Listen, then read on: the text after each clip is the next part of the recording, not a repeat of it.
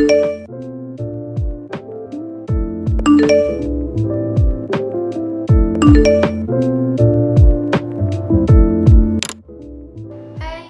kenalin aku Salma Zakia Zahra dari Teknologi Pangan B 2019, kelompok 1 Mikrobiologi Pangan. Di sini aku mau jelasin tentang dua hal. Yang pertama tentang analisis E. coli dan coliform, yang kedua tentang analisis kapang dan kamir. Oke, langsung ke pembahasan yang pertama. Jadi, E. coli dan coliform adalah bakteri yang biasanya dijumpai pada makanan seperti pada daging yang tercemar, kemudian pada sayur mayur yang belum dicuci bersih, kemudian pada air dan di tempat-tempat lainnya. Tetapi pada pembahasan kali ini aku akan menggunakan sampelnya, yaitu air. Nah, air menjadi substansi paling penting bagi kehidupan manusia karena segala aktivitasnya itu kita membutuhkan air. Bahkan setiap hari kita itu harus minum air. Nah, tapi gimana sih kalau misalnya air yang kita minum itu ternyata mengandung bakteri E. coli dan coliform? Nah, air yang mengandung bakteri E. coli dan coliform lalu kita minum akan menyebabkan penyakit pada pencernaan, ya, lebih tepatnya yaitu penyakit diare. Nah, terus gimana caranya biar kita tahu nih air yang kita minum itu ternyata mengandung bakteri atau enggak, atau air yang ada di pasaran atau air yang dijual-jual itu mengandung bakteri E. coli atau enggak. Nah, jadi cara mengeceknya itu dengan metode MPN. Metode MPN ini menggunakan medianya yaitu media BGLB atau Brilliant Green Lactose Growth.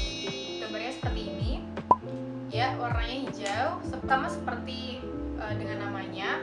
Nah, media BGLB ini memang dikhususkan untuk pengujian pada sampel yang berupa cairan. Jadi pengujiannya itu pertama-tama kita buat dulu media BGLB-nya dengan cara melarutkan serbuk BGLB menggunakan Aquades, kemudian dihomogenkan lalu disterilisasi. Nah, sterilisasi ini bertujuan agar media yang akan digunakan itu terbebas dari mikroba. Nah, sterilisasinya ini menggunakan sterilisasi basah dengan autoclave. Oke, setelah medianya jadi, pertama kita siapin dulu nih 3 tepung reaksi. Nah, 3 tepung reaksi ini untuk dilakukannya pengenceran bertingkat. Nah, pertama, ambil 1 mili sampel, kemudian dimasukkan ke dalam tabung reaksi yang pertama, di mana sudah berisi 9 mili Aquades, kemudian dihomogenkan. Nah, tabung reaksi yang pertama ini akan menjadi pengenceran 10 pangkat min 1. Kemudian untuk selanjutnya, ambil 1 mili sampel dari tabung reaksi yang pertama, kemudian dimasukkan ke dalam tabung reaksi yang kedua, di mana tabung reaksi yang kedua sudah berisi 9 mili Aquades, kemudian dihomogenkan. Nah, pada tabung reaksi kedua ini terjadilah pengenceran pada tingkat 10 pangkat min 2. Kemudian setelah itu, ambil 1 mili sampel dari tabung reaksi yang kedua, kemudian dimasukkan ke dalam tabung reaksi yang ketiga, di mana sudah berisi 9 mili Aquades sama seperti yang sebelumnya, kemudian dihomogenkan. Nah, tabung reaksi yang ketiga ini akan menjadi pengenceran tingkat 10 pangkat min 3. Kemudian setelah selesai pengenceran, dari tiap-tiap pengenceran itu disiapkan 3 tabung reaksi yang berisi media BGLB. Kemudian ambil 1 mili dari 3 tabung reaksi yang sudah dilakukan pengenceran itu, masukkan ke dalam tiap-tiap tabung reaksi yang sudah berisi media BGLB sebanyak 1 mili. Kemudian masukkan tabung Durham, gambarnya seperti ini. Nah, kemudian tabung Durham dimasukkan secara hati-hati agar tidak ada gelembung yang dihasilkan. Oke, setelah semuanya siap, seluruh tabung reaksi diinkubasi selama 24 jam pada suhu 37 derajat Celcius. Nah, suhu 37 derajat Celcius ini merupakan suhu yang baik untuk pertumbuhan bakteri karena inkubasi ini dilakukan pada suhu yang sesuai dengan suhu pada habitat aslinya gitu. Nah, setelah inkubasi selesai, maka tabung diamati apakah ada gelembung gasnya atau tidak. Kalau ada gelembung gasnya, maka tabung tersebut dinyatakan positif. Maksudnya adalah berarti tabung tersebut mengandung bakteri E. coli dan coliform.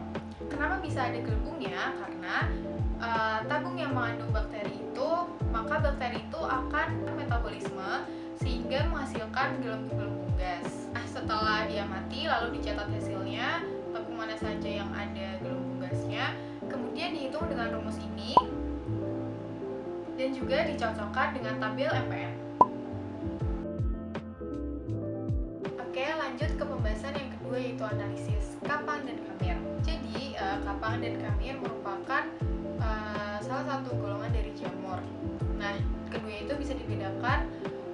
Jadi kapang itu multiseluler, kalau kamir itu uniseluler. Kemudian secara fisiknya dapat terlihat perbedaannya itu, kalau kapang biasanya warnanya itu buram, kemudian berbulu, sedangkan pada kamir itu tunasnya putih, lalu licin, jadi seperti tetesan susu. Nah, gambarnya seperti ini dan ini. Nah, kapang dan kamir bisa tumbuh pada roti yang sudah basi karena roti tersebut mengandung nutrisi, di mana nutrisi tersebut menjadi faktor atau penunjang kapang dan kamir itu dapat tumbuh. Misalnya karbohidrat. Dalam menganalisis roti yang ditumbuhi kapang dan kamir dapat menggunakan medianya, yaitu media PCA atau. Nah, jadi pertama disiapkan dulu media PCA-nya dengan ditambahkannya kloramfenikol. Nah, kloramfenikol ini berfungsi untuk menghambat bakteri, sehingga yang tumbuh itu hanya kapang dan kamir.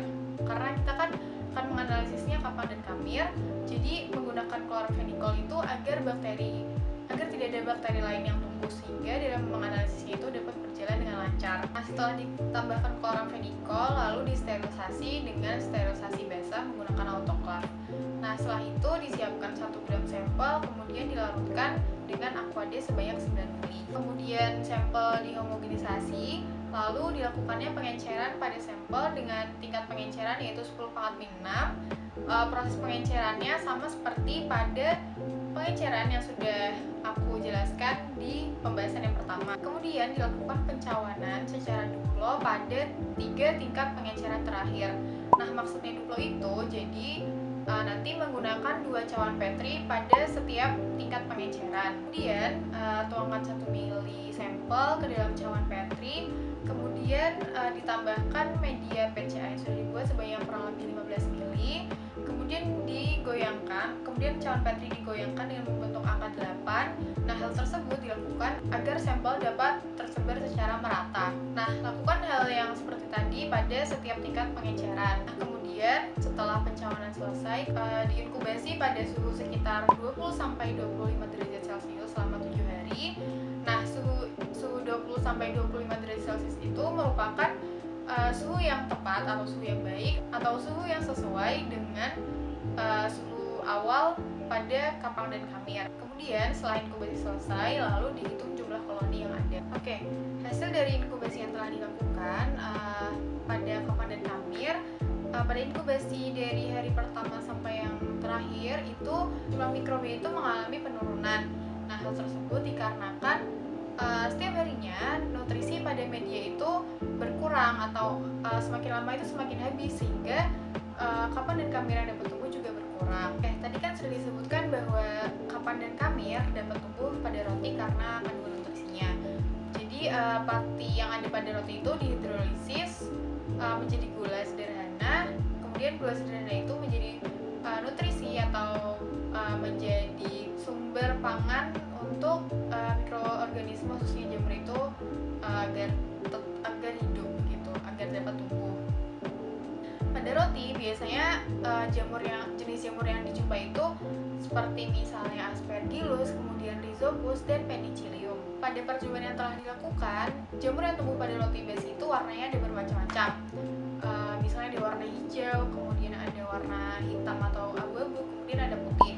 Nah, jenis jamurnya itu kemungkinan adalah untuk yang berwarna hitam atau abu-abu yaitu Aspergillus niger, kemudian untuk yang berwarna hijau itu Penicillium brequantum, kemudian yang berwarna putih kemungkinan yaitu Rhizopus sp. Nah, faktor lain dari pertumbuhan jamur pada roti itu ada misalnya ada suhu, kemudian cahaya dan oksigen. Kesimpulannya, roti dapat ditumbuhi kapang dan kamir karena mengandung nutrisi. Kemudian semakin lama waktu inkubasi, semakin sedikitnya jumlah mikroba.